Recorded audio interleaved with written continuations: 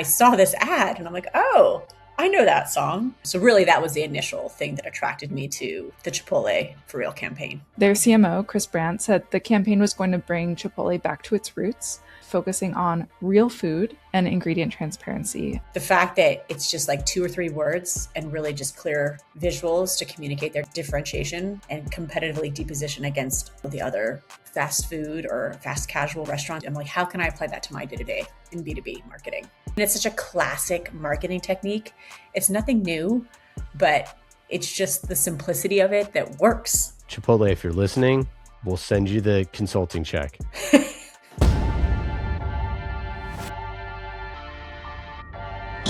is the best thing I've ever seen. That. Let's talk about that. Listen to this. Listen to this. Memorable? Well, then be less boring. Boring? Remarkable. Remarkable. Remarkable. Remarkable.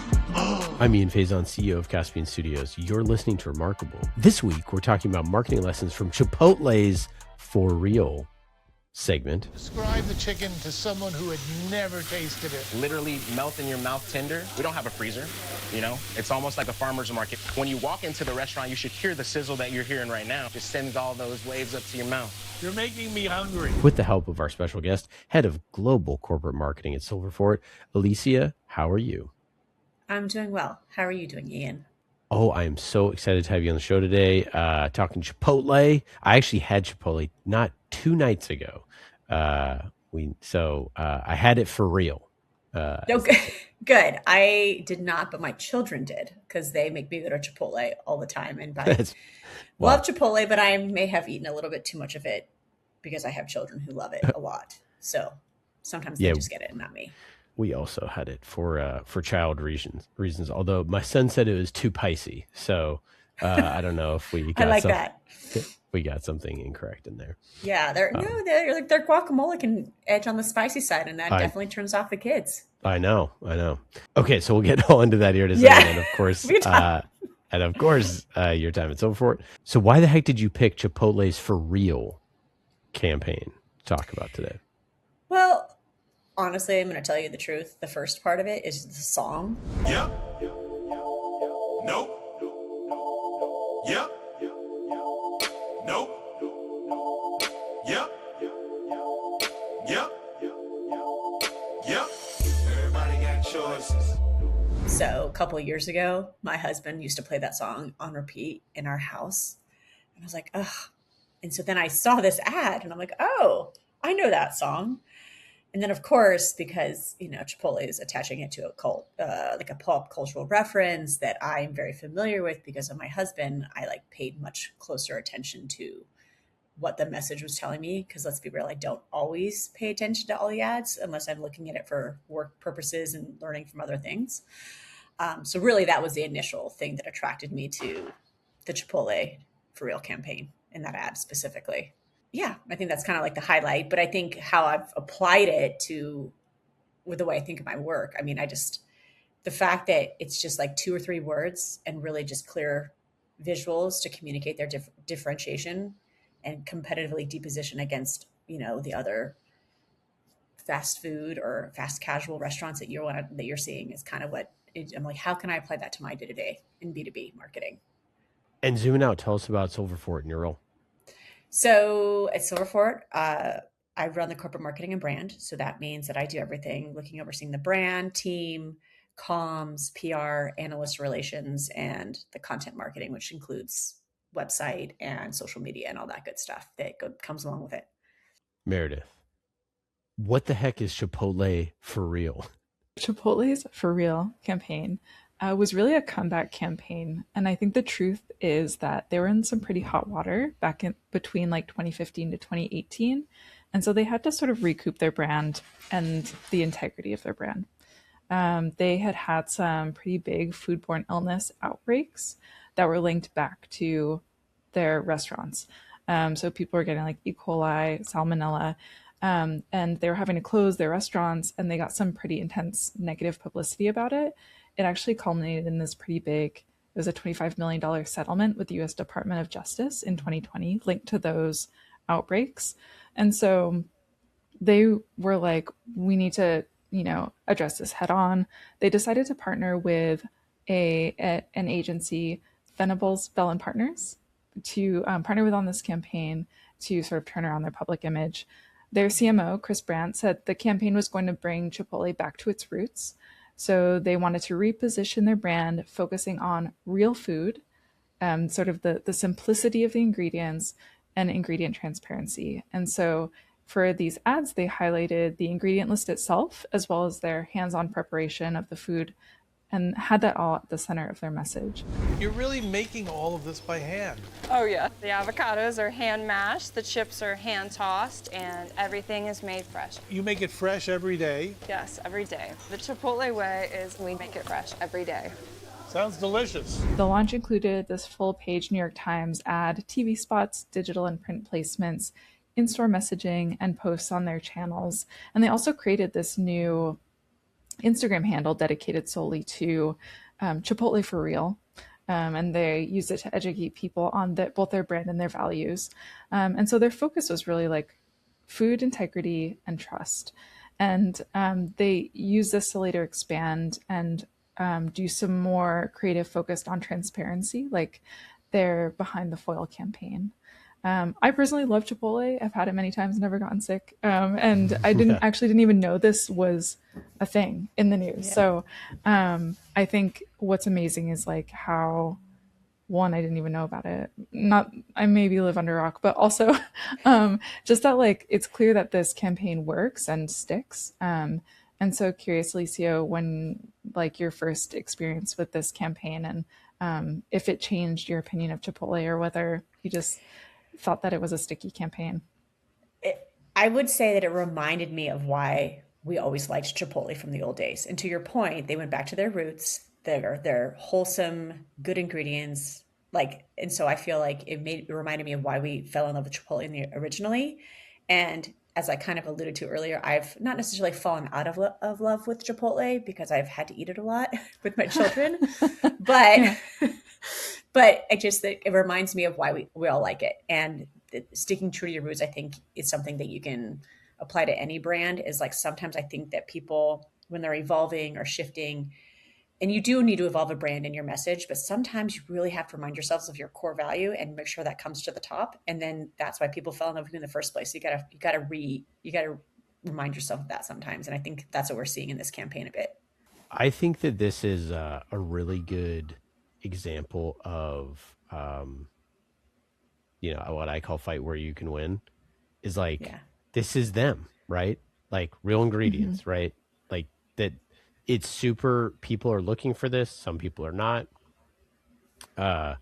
When you go to Chipotle, you want like the exact same sort of experience every time. You know what you're getting. And I think it's just really smart. I think the print ads are really clever. The only ingredient that's hard to pronounce at Chipotle is Chipotle. And it has a list of all the ingredients. I think all of that is really clever. I think if I were to, my critique of it is that they should have done more of it and they should still do more of it. And they've done some stuff, like they do point to real ingredients in some of their more modern marketing and some like modern marketing examples, and they have versions of that. But I think that this is like such a hallmark for them that it's something that I wonder if they should have just like went harder on, and it's something that they should like really have. I mean, like I don't think that they have it like an actual tagline, do they? Or slogan or whatever, but no, I don't think they do. Right? I don't think they do. Yeah, I couldn't find it. Definitely, it's not so visible because it's it says Mexican Grill in like the name and in everything. So that's like sort of the closest thing that I would say is close. Which is funny because I would never, if I described it to a friend, I would never say a Mexican Grill. Never. I never thought about that. It's like, no. It's like, hey, do you want some grilled food? Let's go to Chipotle. Anyways, but what I do think of is like fresh ingredients, right? Where it's like, hey, I know that I can go here and, you know, my kid's going to eat the burrito. Yeah. And you don't feel too bad with them eating it because it's fairly, you at least hope it's still pretty fresh that it was. They're holding to their brand promise that they had. What was that? 15 years ago? Right. I don't even know when Chipotle came to be, but, you know, 15, 20 years ago at this point. Yeah, exactly right. And then, you know, the other thing that I would sort of like, you know, and again, I don't know how much they were, you know, doing for this, but I do think it just speaks to sort of perhaps sometimes the short-sightedness of marketing campaigns that, you know, the classic, when you're sick of hearing it, your audience is probably starting to hear it for the first time. Like, I really like the fact that Meredith, noted Chipotle enthusiast. No, I'm kidding. It's true. I didn't know about this campaign before we started studying it either. I had no idea. So like, it just sort of, and I, like I said, I ate at Chipotle 2 days ago. So like they're not beating you over the head with it. And I wonder if they should be, right? Yeah. Like, no, I think there's a lesson in that for sure. For sure. I mean, it's like I always sort of think of like these type of messaging as like, what is the downside of like beating people over the head with your messaging, right? It's like, if that's your core sort of brand promise is, you know, that you can name all 51 ingredients, like everyone should know that, right? Like Baskin Robbins, 31 flavors or whatever, you know, Heinz 57, whatever that is, you know, like that, like there's a reason why they did those forever, right? That it's not just like a one-time thing. And so I just, you know, I wonder if this should have just been a forever campaign for them, and not. Well, it could be. I mean, it could be just the beginning of it too. Like, I also think that sometimes, at least in my world, you sometimes have to have a little bit of faith in what you're doing and your message. And I think what people do is like, oh, let's just test it. Let's A/B test it. And if you're not seeing immediate results, you're like, I got to shift. And then you realize you've shifted too quickly. To your point, Ian, has it even sunk in? Have people even figured out what you're trying to say? Have you even had a chance to define what you mean by, well, in this case, it's easy because it's real ingredients, real food. But like in our world, in my world, it's like, oh gosh, I have to define something that's a little bit more complex. But still, it's like, you got to let things sink in. And sometimes I think we as marketers will get pressure from your C-suite. That's like, oh, is it working? And you're like, well, this stuff takes time. Branding doesn't happen overnight. Yeah. So you really have to let it sink in so people can understand that value and your brand promise and actually trust that what you're saying is actually what you mean and are delivering on it, if you will, you know? It's when it's so core to your product that like they always want people to know this. That's the thing for me. It's like, no matter what, like if your company is built on speed, you always want people to know that speed is, you know, what it might not be the messaging that you're going to market with constantly, because you have like an H1 messaging that you need to get in front of people, like, hey, you know, speed, and we have a new color teal, you know, or whatever, right? That you might want to lead with the teal thing. But for them, it's like, this is exactly who you are. Like, this is forever. It's who you are, and it's who you've always been. And then the execution of that is where, you know, the devil's in the details, right? And I think that there's also just like, at least to my understanding, is that there is a huge market of people who do really care about this. What I would be curious about is like, did they feel like people cared about it, right? Is this just something that they think that people care about, and that's why they put it out there? Like, hey, this is true about us. Like, hey, Ian's a good friend. You know, like if I tell everyone Ian's a good friend and they're like, you know, hey, Ian's a great friend, that doesn't help them choose Caspian to do business with, you know, like because he's a great husband, right? So it's like, that's the thing that I wonder, because it was a really good campaign. And they still are, like I said, they're still doing parts of it that I've seen. But again, it's not the tagline, which is interesting to me. Well, I would argue that I think that they hit on something that we wanted more than anything, because they were kind of the first fast casual out there that everyone felt like, oh, I can get a decent, healthy meal in a fast way. And then they just basically were the trendsetter for all the other fast casuals that we've seen. because we were so sick of the McDonald's and the Burger Kings and all the other ones where you're just like, the food's crap. You don't know what's in it. And so that was why Chipotle was such a game changer. And so this is kind of going back to those roots of like, no, we still are here. We still do this. We still don't have like a patty that's, coming in from Brazil that's been frozen for 10 years or whatever, and then putting it out for you. So it's like, I think they're taking it back to their roots. And that's why they were so successful when they first took off. Yeah, that I know. And again, we both live in the same area, so perhaps and we're both right. Like maybe we're drinking the avocado guacamole here.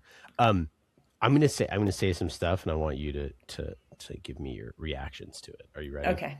Yeah, go ahead. Okay. What do you like them? And you can just at the end of it, you can tell me what your favorite stuff is. Fresh every day. Good food, good person. Microwaves not welcome. Straight to your burrito. Freshest of the fresh. All you got to know. Real ingredients, real flavor. For real. And I'm curious, just like from me saying all that stuff. So these are all titles of actual YouTube videos on Chipotle's campaign from 7 years ago. I'm going to tell you, I was most attracted to Microwaves Not Welcome. Amazing copy. It's good. incredible. So good. Microwaves Not Welcome is so good. And it just gets to the point. Dude. So much more quickly than the rest of them that are a little bit more generic. Like I felt like a couple of them could have been Baja Freshes. That's my thought exactly. Was like real ingredients, real flavor, Chipotle for real. And the first thing you think of is, isn't there another brand that says real ingredients, real pizza? Like literally, right? Isn't that Papa John's or something like that? Something like that, or right. But like Microwaves Not Welcome, I was like, oh my gosh, that's good copy. So they did this campaign where they posted all these videos of people making the food fresh, in actual stores, and like how they make it and all those things, as part of this campaign, and those were some of the titles, and I think that like it speaks to me looking at something like this where I think so important for the brand to take a stand on this, so important to get it out there, so important to like point at all of these, but there's certain nuances in the copy that just don't resonate, even though the actual message resonates. And I think that's like, that's the name of the game with this stuff, right? It's like no microwave. And they also have something that's like no microwave, whatever, which is good. But like, there's a huge difference between saying no microwave and microwaves not welcome. That's such a stronger, pithier point of view. Yeah. It's the point of view. And this is why, I'm going to talk about comms people and PR people for a second here, because we have to have a good point of view when we are pitching media or whatever, because if you don't have a unique point of view, no one cares. You sound like everyone else. So I think that's why you see so many comms people pushing into brand and stuff like that, because we've been forced to be really like prescriptive with how we really differentiate that point of view. And with that, the microwave message, it's just a little bit more provocative, and you got to be provocative if you want to stand out, right? Totally. Here's another. I got some more for you. Okay, let's hear it. Can openers, microwaves, and heat lamps aren't something Robbie or any other team member has ever used at Chipotle. Now, as a copywriter, you just can't put or any other team member in that copy. It's like, you just got to say, can openers are something Robbie has never used at Chipotle. And that tells you exactly the message. But anyways, I digress. What the bigger picture is, like, can openers, microwaves, heat lamps, like, so good. That's such good. So good. It's so good. It's like, that gets at what for real means, right? This is human beings cooking food. Right? Human beings cooking food, and it's not sitting there. It's not old. It's not stale. Again, it's the competitive depositioning without saying it in a gross way. It's a clever way. Yeah. And so that's why it's good. The other thing that I keep thinking about with this is this is me personally, and so I'm curious what other people think. When I want a burrito, I don't get Chipotle. I go to like a taqueria, right? Me too. So to me, yeah, right. So to me, Yes. Chipotle doesn't actually compete with burritos. It competes with, to your point, it competes with fast casual. Yes. For me personally. Absolutely. It is right. fast So it's like casual. it's actually competing with the counter, or the counter's a burger place, or whatever else it is. Which to me, it's actually competing with other places that also use real ingredients. Which yeah, which is not the case for everyone. These are positionings that other companies in this same competitive landscape have also adopted, so that to sort of compete on the same sort of like wavelength here. But for other people, when they are thinking of getting a burrito somewhere else, they are thinking of this versus a different burrito, and real ingredients, for real, that does wholly differentiated, for sure, right? Because you're looking for consistency, you're looking for real, you're looking for is it moderately healthy, like all those things. You're gonna get the bowl, so you're not gonna it's gonna be healthier for you, and like that's where I think that you have where this campaign I think is really brilliant, is like you're sort of able to fight on multiple fronts with one thing, even though it's really simple. Yeah, I think so. And I think if you think about when you're going to go to Chipotle, going back to like who you're actually competing with, they're competing with the regular fast food, because I mean, yeah, I do eat Chipotle in my hometown a fair amount because of the kids, but we eat it way more for like going off on a trip somewhere, right? Because the consistency, you can get a relatively healthy meal on the road, and you're not, putting a bajillion chemicals into your body that you might be getting from somewhere else. And I feel like that's their big thing that they can tout when they're competing against the traditional fast food restaurants out there. But you're right. Like I go to like the taqueria or another place for a burrito or a taco. It's not competing with those guys. Yeah, not at all. Right. But I also think you got to think about the demo too, like the demo of who they're going after. Right. And that's the whole thing too. Like, yeah. Well, so, and I was going to get into that a little bit too. So Chipotle, had a sponsorship, with the U.S. soccer teams. And so Chipotle, they basically, the U.S. soccer teams love Chipotle. And so, and you can imagine why, right? Like if you're a soccer player between the ages of, let's say, I don't know, 10 and 25, you're eating a lot of Chipotle, right? Like, So like, for example, Christian Pulisic, one of my favorite soccer players of all time, is a brand ambassador for Chipotle. I don't know if he is like today, but he was. And so he had the Christian Pulisic Bowl. That was like, his thing, which is, is very much a like soccer player. It's like, nothing bad for you or minimal bad for you. And in 2022, they did this like bowls for goals and like all that sort of stuff. And this is much after the sort of like real ingredients. And this is just something where it's like totally different demographic, not where you leave it for real, not because, the kid who's 16 who gets out of soccer practice does not care about real ingredients. Right.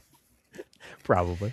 Well, my kids do a little bit because I hammer at home, but I'm like a weird Californian. So, Well, that's what I was going to say, right? Is like, but mom and dad are like, don't go eat at, the grease factory. Go get the go get something that's a little bit more healthy.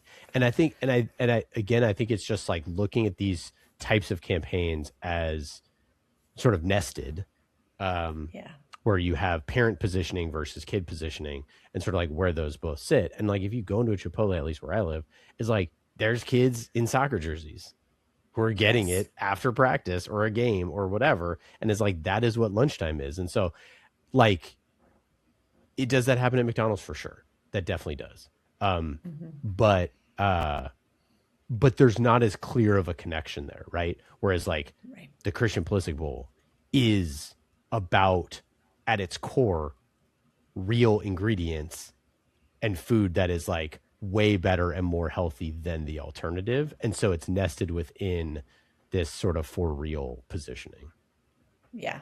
Yeah, absolutely. I also wonder, like, the song that they picked, the E40 song for the For Real campaign, is that expanding its demo to other areas and other people who would know the song and be drawn to it and want to go eat Chipotle, right? So I feel like going the soccer route, breaking into that market, breaking in with music to into a different market, you can kind of see how they're doing that systematically, breaking into other demos who are traditionally perhaps eating somewhere else, right? As someone who saw E40 perform when the Ball Street Journal came out, which I think is about, I don't know, 20 years ago at this point, and a big fan of E40 in general. Shout out to E40 for making a perfect song. I don't know if he did it. I don't know if he did it intentionally to be a perfect song for advertisers someday. But boy, is he gonna make a mint off of just the licensing. He on is. this thing. I mean, totally. I mean, that's after I talked to my husband about it. You asked who did I show to? I showed my PMM, my counterpart on product marketing, and I said, dude, this is something we need to think about doing. Like, it's so easy and so simple. You show the old way versus the new way. It's such a classic marketing technique. It's nothing new, but it's just the simplicity of it that works. And you can find these really simple visuals to communicate, yeah, that's what happened. And nope. Yep. And it's so easy. So easy. So they dropped Chipotle choices on YouTube 2 months ago, 17 million views. Oh, and then For Real is on the bag. Oh my goodness, we're gonna have to redo the whole beginning of this. Look at this. But see, this is. But was it on there always? I'll have to look. I don't know.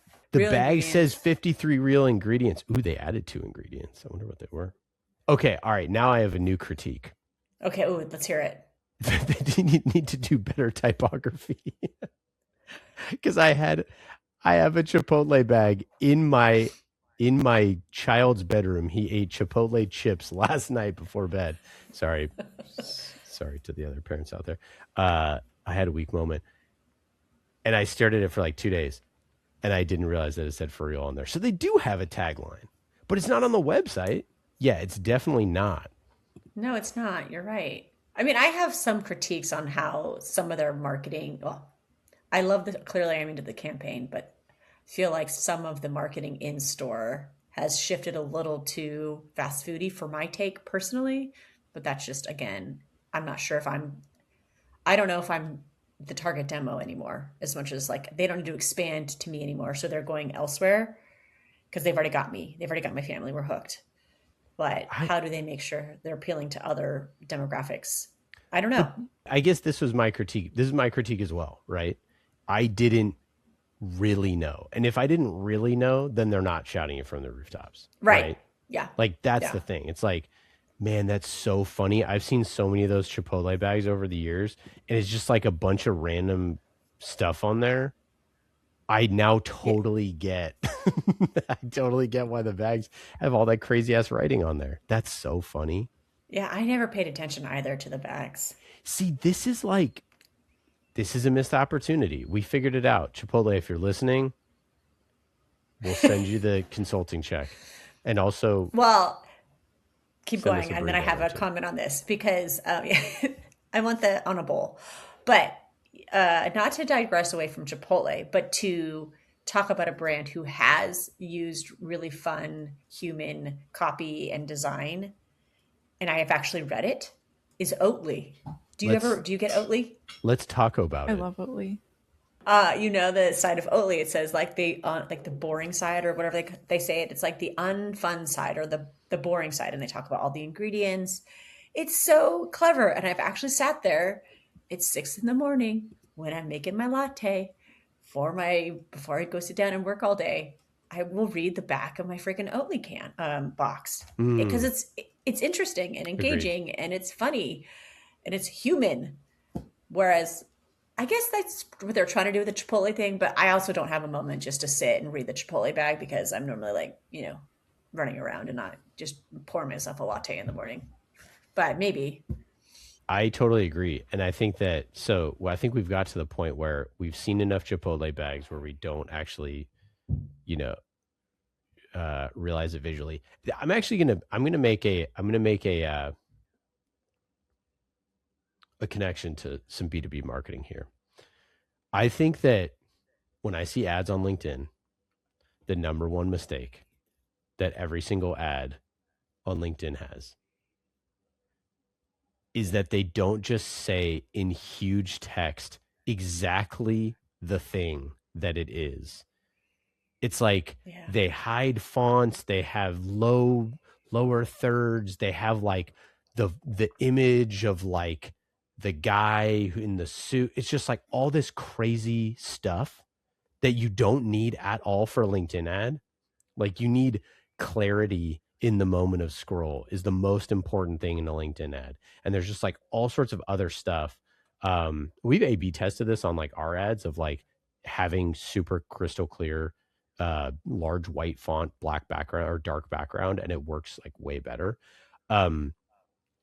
Clarity of message, trying to say two things at once, like et cetera, et cetera, et cetera. And like these Chipotle bags are the exact that. It's like they listed all 53 ingredients on the bag, but like too much information, don't understand. Yeah, like, it does not compute. Right? Does not compute.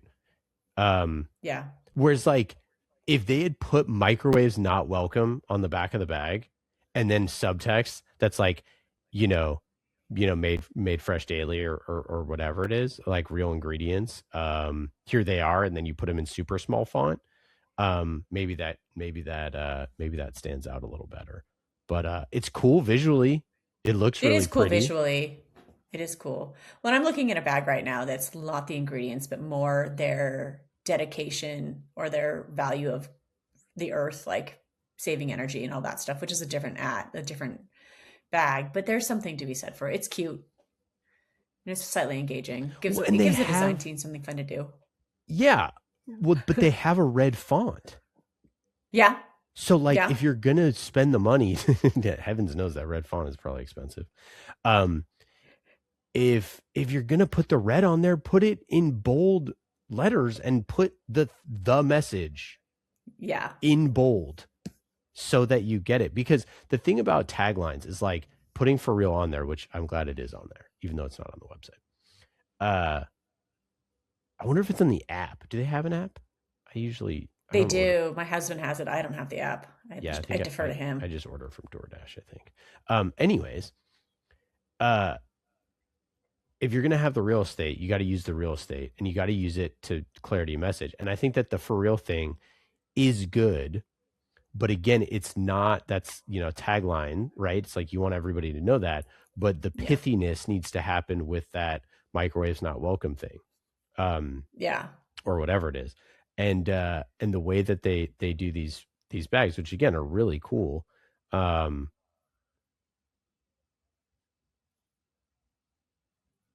It's just illegible, if I'm just being fully honest. No, it is. But I also wonder if like that's not the point. The point is if you're actually going to look at it, you're going to actually digest it, you will remember it. You know what I mean? Almost. I feel like sometimes that's like, I don't know. I feel like there is something to be said for that. But I do see what you're saying about the for real piece. Like that should be the kind of funky cursive is, or not real cursive, whatever that is, like half cursive. I just like, I'm looking at one of the bags right now. This is great. This is great content. Thanks, Alicia, for going down the rabbit hole with me. Because I think with every great campaign, you have to go back and you have to look at it every year and you reassess. Yeah, I think I just disagree on the bags. I think that like, I understand what they're trying to do, but I don't think they're doing it well.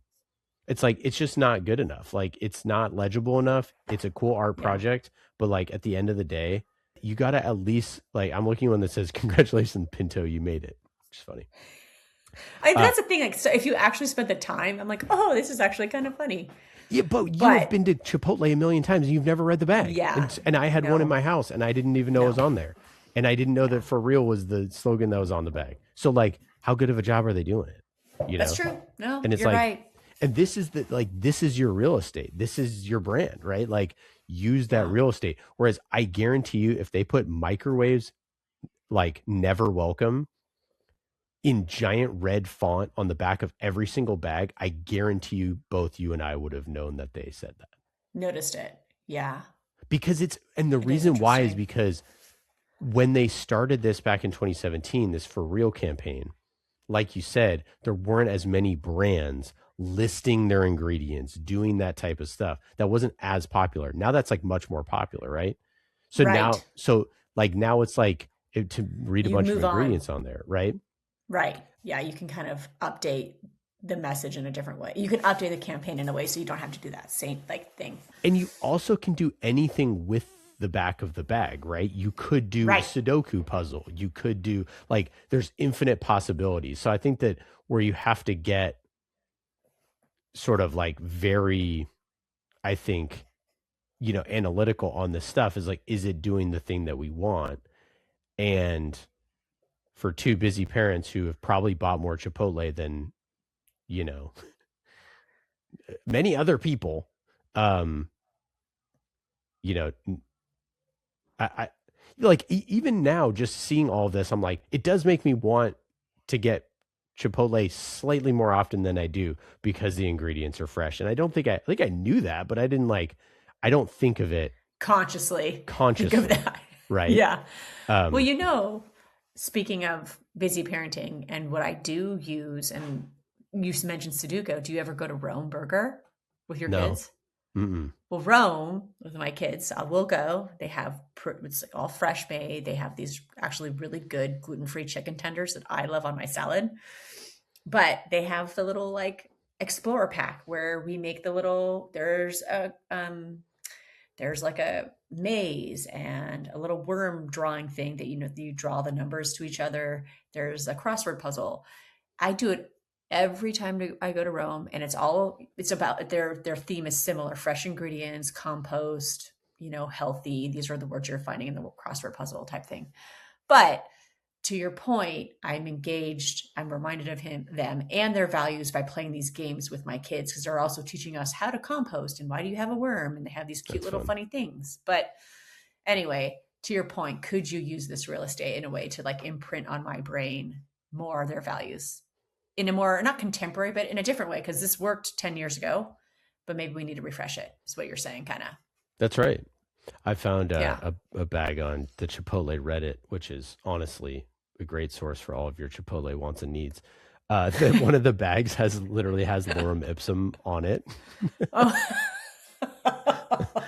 Marketing fail. Whoopsie. Someone forgot. Yeah, that's funny. Yeah, anyways, I also just we're down the rabbit hole, so we may as well keep going. No, yeah. The other thing about it is, now that I see how many of these bags are photographed and put on the internet, there's an even bigger opportunity with social sharing and social media to get a little pricey with what you're putting on there. And yes. And actually say stuff that people would want to share. And when you talk about yourself, it's kind of hard to get people to share it, right? Okay, it's not just a bowl. It's a foil wrapped, handcrafted, responsibly grown and raised, good for the planet, good for you deliciousness. To me, that just says absolutely nothing. I get what they're trying to do, but you're trying to say you can't say everything. You can't be everything, right? So I wonder though, if this is them personifying themselves as your buddy, your friend, your Chipotle. Because the way the voice and tone, the tone is just so that's how you talk to your buddy, and this is who I am. So I feel it's almost like a personification of their brand, and you want that's how I see that versus communicating the for real message. You see that? Well, that's kind of there too, but it's more the personification of the brand through the bag and the copy. I like that. I love that. I love the brand, the copy, and I love the sort of persona and the stuff. I think it's just confusion equals no sale. And like I think that more of a single message type, like when you're trying to say everything at once, it is not memorable. But if you were to say one thing, it becomes memorable. It's like, hey, we're great for the planet. Everyone can say that. It means nothing, right? Where it's like, we save 478, 1,000 gallons of water a year. And then in subtext, like, because of the way that we do XYZ. Like, oh, and probably I should even shorten that. It's like, we save 7 million gallons of water a year. Or I'm just making stuff up. Yeah. No, it's like, oh, that's clear. This says, right. Whatever. But so, and again, that's still talking about yourself, right? So there could be other things to do here.